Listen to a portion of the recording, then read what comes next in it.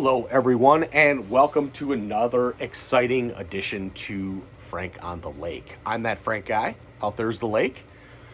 And today in our lovely state of Michigan, it has been raining, pretty much all day in the last couple of days. The temp's been around anywhere between 40 and 50 degrees out. So it's a little chilly, a little annoying. But Kevin came up today because he's working the haunted house again. Something that he loves to do. This time, I think he's in the clown room, which is something he's never done before. He was in the asylum room last year and earlier this year, but we'll see how the clown thing goes for him. So today, we're going to continue with some of my scary stories and some of my freaky adventures I've had while backpacking and camping across this great country.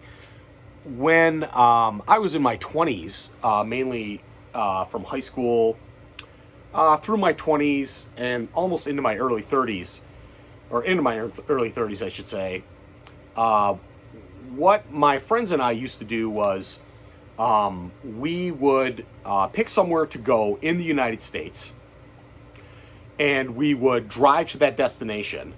And we'd stay there about a week, and then from that place we would kind of decide where we would want to go from that point. And we would leave in the summertime for a little over 2 weeks to a month, and we did this pretty much every single summer. And how we figured out where we were going to go, everybody would usually come home to Michigan during Thanksgiving. So the day after Thanksgiving, we would all get together at someone's house, and we would pull out a big map of the United States, and we would pick a destination to go, and then we would drive to that destination in the summertime, and then from there we would just decide where we would want to go. And I have visited every single state in this country, including Alaska and Hawaii. I have been to every single province in Canada. Either camping, backpacking, hiking, in some way, shape, or form. I've been in every state and at least spent one night in every single state in this country, which is a great experience. If you have the opportunity to travel, I thoroughly recommend you do it. As a eye-opening experience, and it's great to get out there and to see new things. So this story is a little freaky. One year we decided that we were going to go to Glacier National Park, which is in the northwest corner of Montana. I believe they call it Waterloo Glacier International Peace Park, because it is an international park. It goes between Canada and the United States. So from here in Michigan, from where I live, it is literally a 33-hour drive to the east side of Glacier National Park in Montana. And we did this in, it was me, my friend Matt, my little brother Andrew, and his friend George. And then we had a couple more carloads of guys going. So we had about 9 people in total, I think, making this trek out to Glacier. And we were all going to meet there and stay there for about a week, and then pretty much decide where we were going to go from there. Some guys wanted to go see Yellowstone. We wanted to go to the Grand Tetons in Wyoming. Some other, another group wanted to go down to South Dakota and see the Black Hills. And this year we were all going to meet at Glacier National Park, and we decided to stay in an area called Mini Glacier, which is on the east side of the park, on the east side of the range, the Rocky Mountain Range. And it is one of the things that really drew us there was that it is the largest concentration of grizzly bears in the smallest area anywhere in the continental United States, in the lower 48. And it's breathtaking views. They have a road that goes through the mountain called Going to the Sun Road, which is unbelievably incredible. The mountains there aren't really as high as the Rockies, but the inclines are so steep that when you're driving on the road, it's just an amazing park to go to. So we drove literally 33 hours nonstop from Michigan to get to Glacier, and when we got to the campground, the campground at Mini Glacier is heavily used, and it was packed when we got there. So there were no campsites available. And this year, the year that we went, I believe it was 1995 or 96, was the first year that they allowed soft-sided vehicles and tents into the campground because they have so many bears around. If you had a tent, you stayed in an area that was enclosed with a 12-foot high fence that went around it.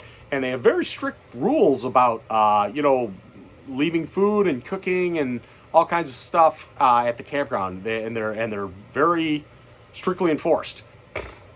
So we could not find a spot at the campground. So we drove outside of the park, and what is right next to the park on the east side.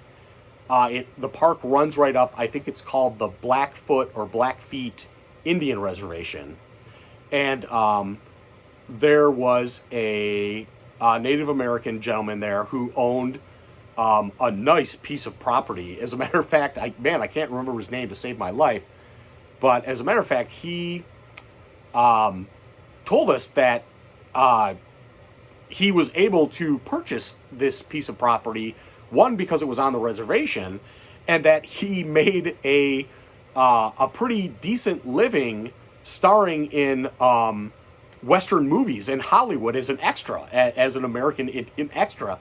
And he made a pretty good living doing that, and he bought this big piece of property, and he had a small house right on it, right on the property. And what he did was there was a 2-track that kind of went through his property, and he had set up areas where you could camp, and it was a gorgeous piece of property. I mean, he's right next to the park. There are mountains all around, and each spot was really, really big, and they were really spread really far apart.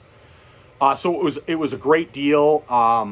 We pulled in there, and he was really receptive, and he's like, "Oh yeah," he's like, just drive back there, find where you want to go, and just plop down, and you're good to go. So we went back there, we set up camp, and it was a 2-track, and the road wasn't really maintained, so he had actually had a bulldozer, and he drove a bulldozer back there to kind of smooth out the road a little bit for us to be able to get easier in and out. So he was talking to us, and he's like, "Well, where are you guys going today?" And we're like, "Well, we're going to be here for about a week, and we want to do a few hikes, and one of them we wanted to do was called Avalanche Lake, which was an incredible hike. If you ever get a chance to do that, it's an amazing hike. And another one we wanted to do was one called the Ptarmigan Tunnel, and that one, Matt really wanted to do it. Matt's my best friend, and he really wanted to do that one because him and his dad had gone up there a couple of times when he was a kid, and it was really inspiring to him, and it really got him into the whole outdoor thing. And he had not been back there in, I don't know, 10 or 15 years, at least 15 years, I think. And so it was very nostalgic for him to do that hike. So we stayed the night there, and the next day we went into the park, and we did Avalanche Lake, and we come back to the ranger station. We're trying to plan out at the headquarters what other hikes we want to do, because the park is ginormous, and there's all kinds of stuff to do, and all kinds of hikes to do. And we only had about 5 days or 6 days there, so we really wanted to kind of target what we wanted to do. And Matt was like, well, I definitely want to do the Ptarmigan Tunnel. And the ranger was like, oh, he's like, yeah, we closed that hike because there were so many bears on the trail that we just closed it to the public. And generally what they do when they close a trail because of bears, they they send in like a bunch of naturalists, and they go and hike up and down the trail, and they make a whole bunch of noise, like a whole bunch of racket, banging pots and pans and whatnot, trying to get the bears out of the area. But the Ptarmigan Tunnel area is perfect bear habitat, and that's why the bears hang out there, is because it's their natural habitat. And so Matt was pretty disappointed, and the ranger's like, well, maybe in a couple of days it might open up, and if you guys are here for that long, you should be able to do it toward the end of your stay. So that was nice, and so the next day we did another hike, and the third day we did another hike, and we're back at the campground. It's not really a campground; it's kind of like a 2-track down into the mountains, and we were talking to the owner, the Native American man who owned the place, and we were telling him, he was asking us about what hikes we did, and we were like, well, we really want to do the Ptarmigan Tunnel, and we told him that it was closed, and he was like, he goes, this year for some reason, he goes, the something has been, the animals seem like they're really worked up, and they seem to be a little agitated, and they have been, he told us that they've been coming into areas where they don't really frequent too often, and what he meant by that was that they were coming into where where people are, which isn't fairly uncommon in Glacier. However, it just seems to be that it was happening more and more frequently that year than it has in the past years. And he said, he goes, I don't know. He goes, something might have him spooked. He goes, I don't know. He goes, but, the mountains are vast and strange, and there are, sometimes strange things happen, and animals get spooked, and it could be a number of different things. He was just pretty convinced that,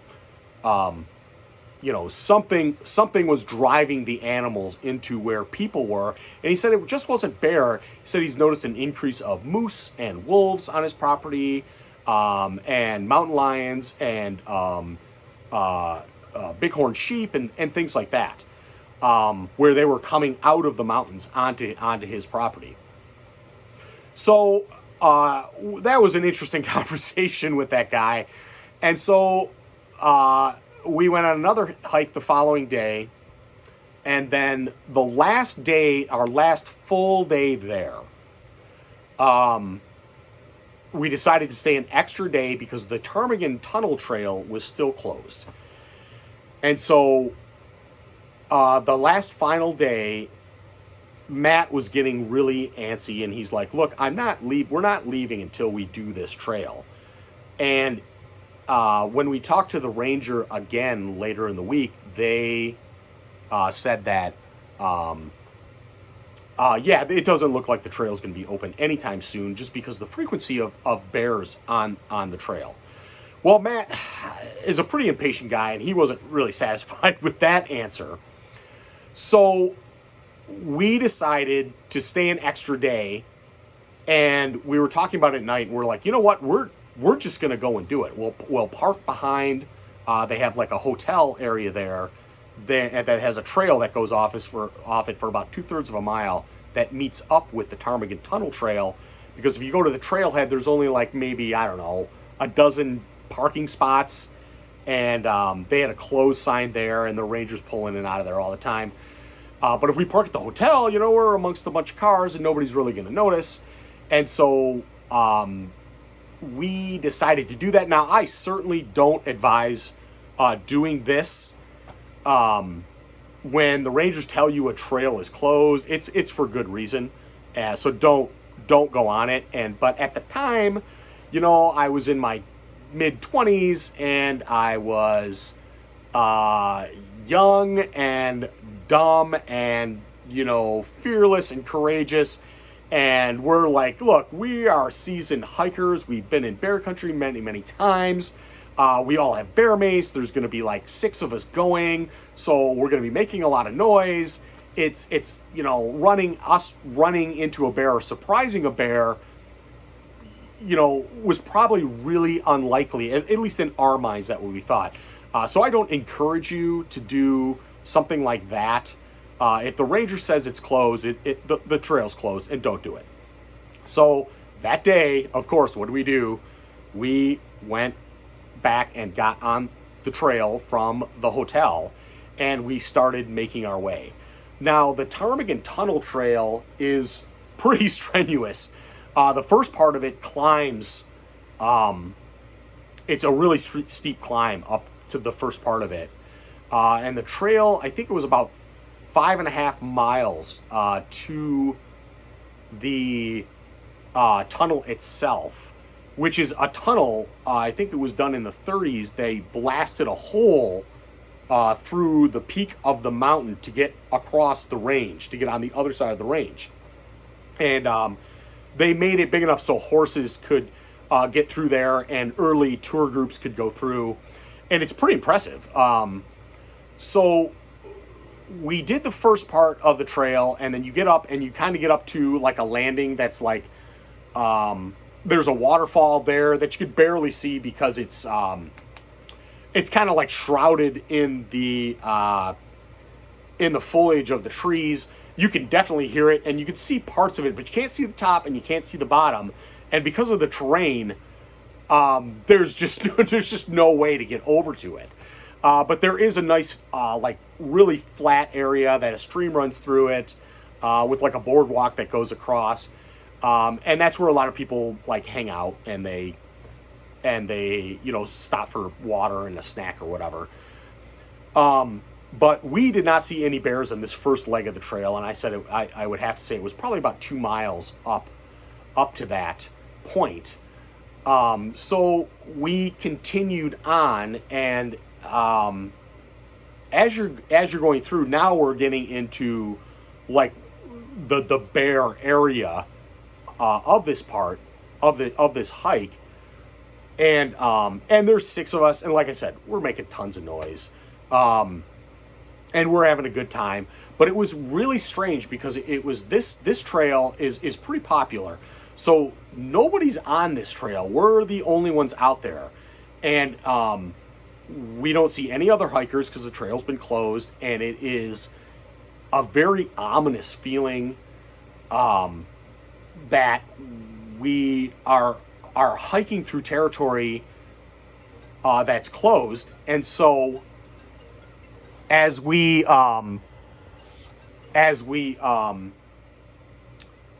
get out of the bear territory, the whole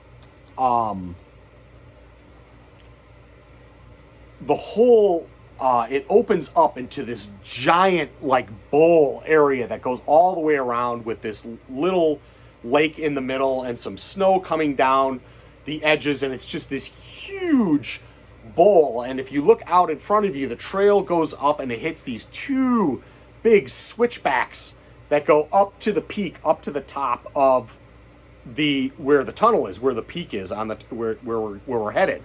And so we get out, and it just opens up. We're out of the trees. We're starting to get above the tree line, and we're in this giant bowl. And this is the first time we've been in the open since leaving the waterfall. It's pretty dense pines as you are making your way up. And so we're walking through there, and I don't remember who spotted it first, but somebody's like, they're like pointing out way over there on the other side of the bowl. And they're like, yeah, what is that? There's something over there. And we're all looking at it. And and it's really far away. And all we see is kind of like this black kind of blobby shape, and it's definitely moving, and we're not entirely sure what it is. We don't have any binoculars, and this is a time when there are no cell phones, and the best camera we had was like just a Polaroid click with the zzz, zzz, and so it was really far away. We couldn't see what it was, and we're looking. We're like, man, is that a bear, or is that a moose, or what is that? But it's definitely moving, and it's not moving very quickly. But it's kind of like slumbering, like kind of swishing and like sashaying, kind of like up and down the peaks, and just kind of moving like around the bowl. And we're walking and talking and stopping and looking to see if we can get a better look at it. And we're like, well, if it is a bear, we've got bear mace, and there's a bunch of us, and we're making a lot of noise. So it's way over there. So it's probably nothing. We don't know what it is. So we finally make it to the first set of the switchbacks, which start to go up the side of the mountain. And as we get up to the first part of the switchback, we're a lot closer to whatever that thing is, and it's just like this big shadow. It's like this big blob of a shadow, and it's just kind of like moving like this. It's not really going fast. It's not making any jerky movements. It's kind of like just, I don't know, blobbing. It's like a blob almost. And we still, for life, we can't figure out what it is. And we're watching it, and then it just kind of goes up the side of the ridge, and it disappears. It just disappears out of view. So we're not really sure exactly what it was. I mean, we're like, well, it's definitely an animal of some kind. We have no idea. So we make our way all the way up to the top of the tunnel, which is super impressive. They like drilled a hole through the tunnel, and the tunnel is probably, I would say it's at least a couple 100 feet long, maybe even longer, but it's a pretty decent tunnel. I mean, you can get like horses and a cart through there. It's pretty high, and they had used the rock that they took out of the tunnel, and they kind of made a big archway and like a platform around on both sides. And then I think later on in the 60s or 70s, they put two big doors up there, like steel doors that they close during the wintertime. I'm not entirely sure why they do that, but they do. But we walk through the tunnel, and it's very echoey in there, and you get through and you get to the other side of the mountain range, and the view is spectacular. There are huge, majestic peaks, and right when you get out of the tunnel, the drop is like, I don't know, it's got to be 1,000 feet down, and then the trail continues down, and I think the whole loop is around 25 miles, if I'm not mistaken, but we weren't going to do that. So, by this time, when we first started this hike, it was like 80 degrees down there. But when we got up into the mountains, we climbed, I think, something like 1,800 feet, and we were about 5,600 or 5,800 feet above sea level. So it was definitely cloudy, and it had started to snow. Not like heavy snow, but just kind of like the wet, big snowflakes. And there was not a lot of wind, but it was cold. It was probably about 35 degrees when we were up there. And we had brought, some jackets because we were prepared for that. But it was still really cold. So we're up there for about 20 minutes or half an hour, and we're getting ready to leave. So we're walking back to the exit of the tunnel where we started, where we came in, because we were just going to walk the trail back on what we came up. And and I can't remember who it was. I think it was Mark who said, he's like, yeah, I want to get a group picture of us like in the tunnel, because he was one of the only people that had a flash on his camera. So we all go back into the tunnel about, I don't know, 40 or 50 feet, and it gets pretty dark when you're in there. I mean, you can see the light at the other end, but like I said, it's got to be a couple hundred feet long, if not further. So we went about 40 or 50 feet in, and he takes a picture of all of us with the flash, and this is where it gets weird, is we hear like an echo coming through the tunnel, like just, it comes right through the tunnel, and it's I don't even know how to describe it, but it wasn't like a boom, but it was definitely some kind of sound that just reverberated off the wall, and it just, and we're like, what is it, man? We're like, and it was shock. It was like, whoa, what was that? I mean, it wasn't the wind, because there was no big gust of wind or anything. And we're looking down toward the other end of the tunnel, and there's like a shadow down there, and it's big. We're like, wow, is that a bear? And we're like, wow, it's just this big black shadow, and we're like, oh wow, that could be a bear. I mean, that could very well be a bear. So we are backing out of the tunnel, and I think it was Mark started screaming at it. He starts going, hey bear, and his voice was loud, and you could hear it echo all the way down. And as his voice got closer down, as it got further away, all of a sudden, this dark shadow, all of a sudden you could just see the light from the tunnel on the other end disappear, and then it's just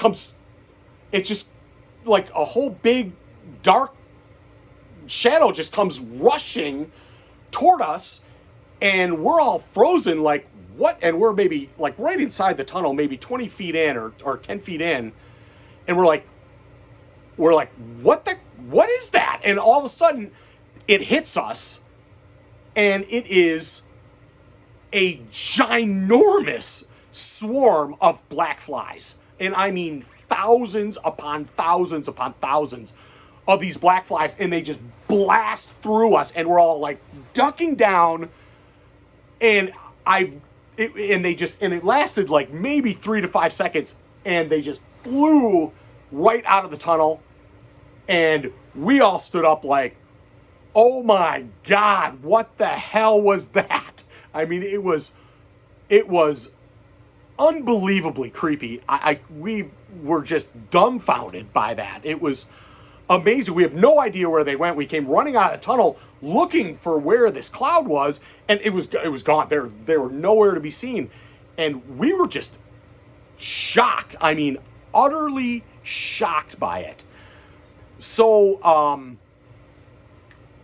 we walked back. We hiked back down to the trailhead, and we didn't have any problems the whole time we were talking about this thing. It was just the freakiest thing ever.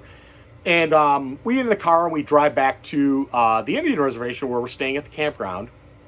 And we're finishing up dinner. Some of the other guys that were with us, they went out fishing, and they caught a bunch of trout. So we were, we were eating trout. And the gentleman that owned the property we were staying on, he comes driving in, and he's like, just asking us. He's like, oh, so you guys are leaving tomorrow, where are you headed next, blah, blah, blah. And we were like, oh my God, you should have seen what we saw at Ptarmigan Tunnel. And we described like the whole event, like seeing this blob on the side of the mountain and seeing this. And he's like, and he is just not shocked by this at all. He's just listening, nodding his head, and he's just not shocked. And he says, he goes, I told you. He goes, the animals have been really restless.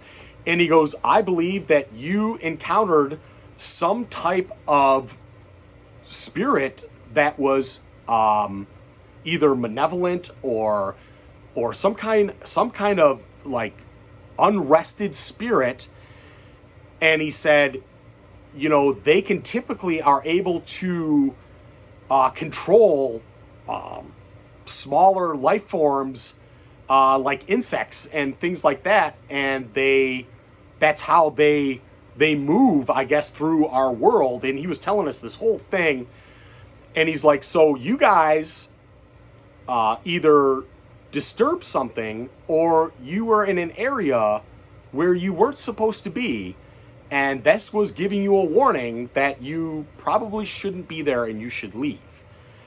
And we said to him, well, you know that, well, you know, the tunnel was closed down and we kind of, you know, poached it and made the trek anyway. And he looks at us and he says, he goes, well, he goes, the rangers around here close down trails all the time.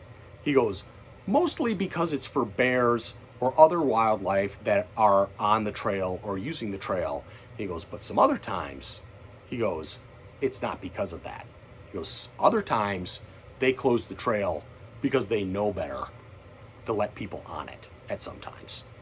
And he left it at that. And I have no idea what that meant, but it was just a really unusual experience. That was something that I will never forget, and I'm glad I was able to share it with you because it was a pretty freaky thing that happened. So anyway, that's our story for tonight. I'm that Frank guy. This is Frank on the lake. Out there's the lake. Happy Halloween. We will see you out there.